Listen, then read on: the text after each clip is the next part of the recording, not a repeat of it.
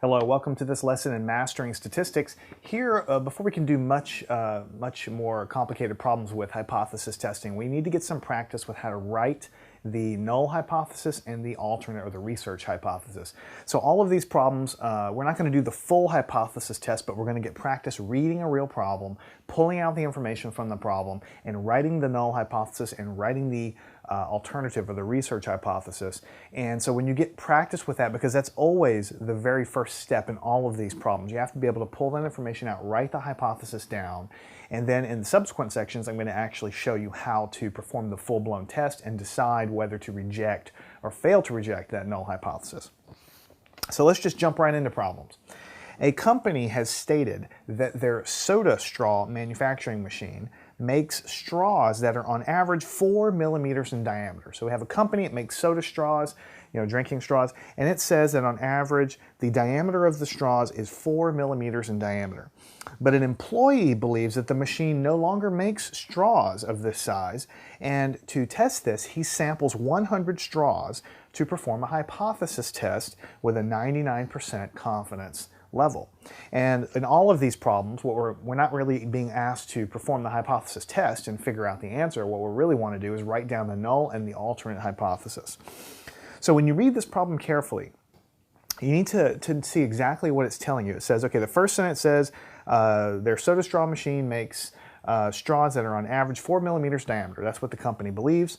But then the new guy comes along, the employee, and he believes the machine no longer makes straws of this size. So notice that all it really says is that the company believes the straws are 4 millimeters and the new guy thinks the straws are no longer 4 millimeters.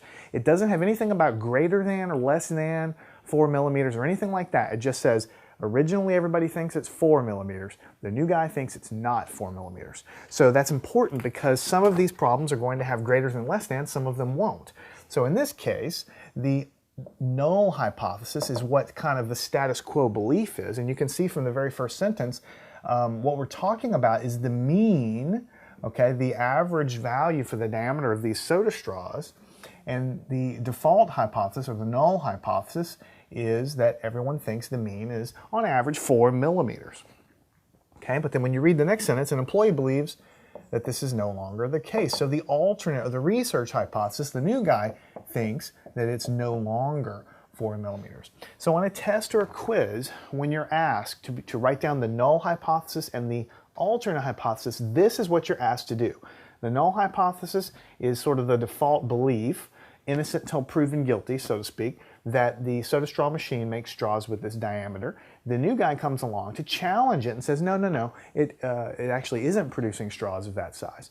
And we have something like this. Notice that these guys are mathematical opposites. Every possible scenario is contained when you look at the total of the null plus the alternate hypothesis.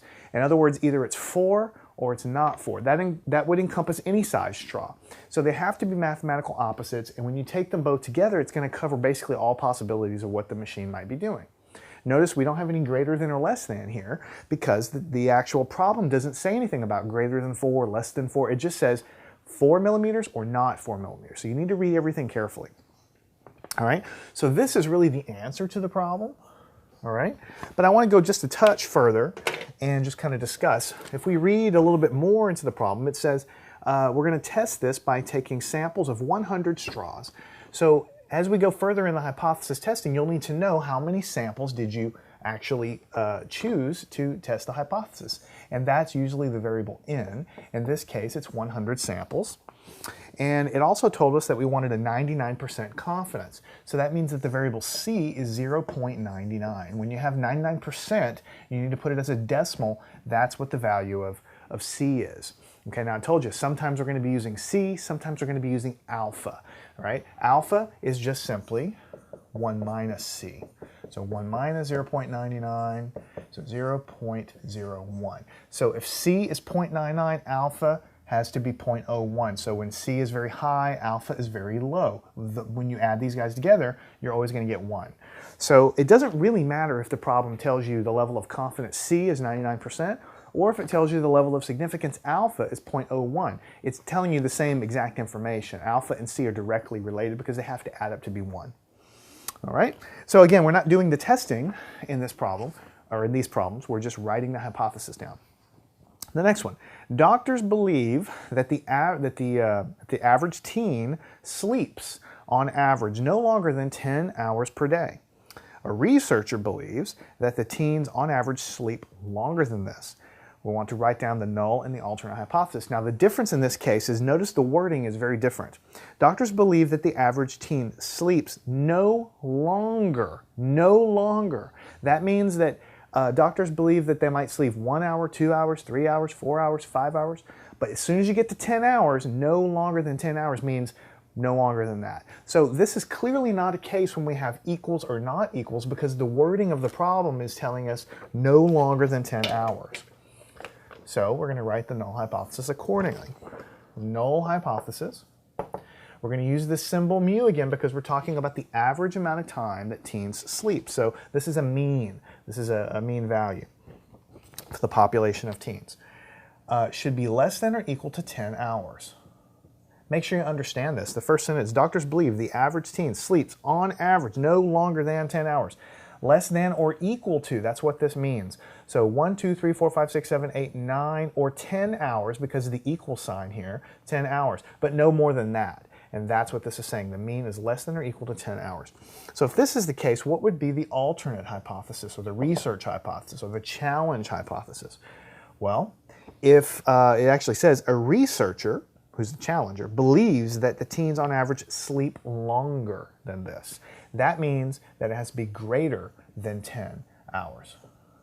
So if you were asked on the test, write the null and the alternate hypothesis, this is what you would be expected to write. The null hypothesis is saying that the teens do not sleep any longer than 10 hours. So any amount of time up to and including 10 hours, that is what we call the null hypothesis. But the researcher comes along and says, no, on average, I think teens do actually sleep more than that. So we have to have a greater. Notice there's no equal sign here because the equal sign was here. So all the way up to and including 10 hours, this would be 10.1, 10.2, 10.3 hours, 11 hours, 12 hours, anything greater than 10, right? And then exactly 10 would be included here. Also notice that the null and the alternate hypothesis are mathematical opposites of one another. In other words, the first hypothesis includes every number up to and including 10. The second one includes all numbers beyond 10. So together they include basically all possible answers for how many hours a teen could possibly sleep. And that's how all of these hypothesis tests are going to be set up. When you construct the null and the alternate and you look at it together, it should encompass all possible answers for what could possibly happen. Clearly, a teen, is going to sleep some positive number of hours. And so it's either going to be included here or it's going to be included here. And they have to be mathematical opposites. There should be no overlap between them, but together they should encompass everything. All right. Now let's look at another problem. The school board claims that at least 60% of students bring a phone to school. A teacher believes this number is too high and randomly samples 25 students to test at a level of significance of alpha is 0.02. What is the null hypothesis H naught, the alternate hypothesis H sub A, and C, the level of confidence for this hypothesis test. So we're not really asked to perform the test. We haven't shown you how to actually test and see if you reject the null hypothesis or not. We just want to set it up and write down the hypothesis. Now notice in this case that what we're dealing with here is percentages. A school board claims that at least 60% of students bring a phone to class. Now in the previous two problems, this was the diameter of a soda straw, the average value, so that was a number. This was how many hours a student is sleeping, or a teenager is sleeping, so that's a number. So that's why we use mean here, mu, because that's expressing just a number, an average value of something. But in this case, it's actually a proportion. Remember, we've done lots of work with proportions. Proportion is just a percentage, essentially. 37% of people ride bicycles. That's a proportion of the population. So here we're going to construct our hypothesis test, but it's not going to include the mean value of the population parameter. It's going to be concerning the proportion. It's exactly the same concept, though. The null hypothesis, it says the school board claims that at least 60%, notice the wording, at least 60%. So what that means is the proportion of people in that school, P, is greater than or equal to 60%. But when we write it down, we want to write it down as a decimal. You don't want to put percent signs here. That's just for our convenience. We want to deal with it in terms of decimal, so you shift the decimal back. When we say at least 60%, which is what the wording says, that means greater than or equal to 60%. So anything larger than 60% and also including 60%, that's what the line underneath means. But it says also here that a teacher believes this number is too high. He randomly samples 25 students and blah, blah, blah. So what would be the alternate hypothesis? Well, they have to be mathematical opposites of one another. So that would mean this one would have to be less than 0.60 or 60%. Notice there's no equal to here because that was included here. So the top one is the percentage of students who bring a phone is greater than or equal to 60%, and the bottom one is anything less than 60%, but not including, obviously, because that's already taken care of with the first one. So again, these are mathematical opposites. This is everything above 60% and including. This is everything below 60%, not including 60. Together, though, if you kind of line them up like a choo-choo train, they should encompass all possible percentages that could possibly happen for this problem, the fraction of students that bring a phone to school. So this would be what you would write down for the hypothesis, the alternate and the null hypothesis. This is the status quo. This is what the administration believes to be true. This is a teacher that's researching this. He thinks this is not true. He thinks this number is too high. And so you would set up a hypothesis test. In this case, the problem says we randomly sample 25 students, and we basically just ask them, hey, do you carry a phone to school? We're going to get some data from that. Maybe 5 people say that they bring a phone to school. Maybe all 25 say that they bring a phone to school. We don't know yet because I haven't given you all of that information, but the teacher does ask 25 students, and he tests at a level of significance of 0.02. So when you see something in a problem, level of significance, you need to write down alpha and write down exactly what it says, 0.02. So this problem said, what is the level of confidence? Well, level of confidence, or I should say, the level of confidence is 1 minus alpha, right? Level of confidence is 1 minus alpha. So basically what you can do is you can say 1 minus 0.02, so 0.98, 0.98. And if you make this in terms of a percentage, it'd be 98%. So this is the level of confidence. And you can see again, alpha plus the level of confidence, they always have to add to 1. So that's kind of just something that you always have to keep in mind. When this is very large, this is going to be very small, and so on. So whether or not the problem gives you alpha or C, it doesn't really matter. You're given basically the same information. You can find the other thing. In this case, what is N? The number of samples that you use for your experiment. N, in this case, is 25.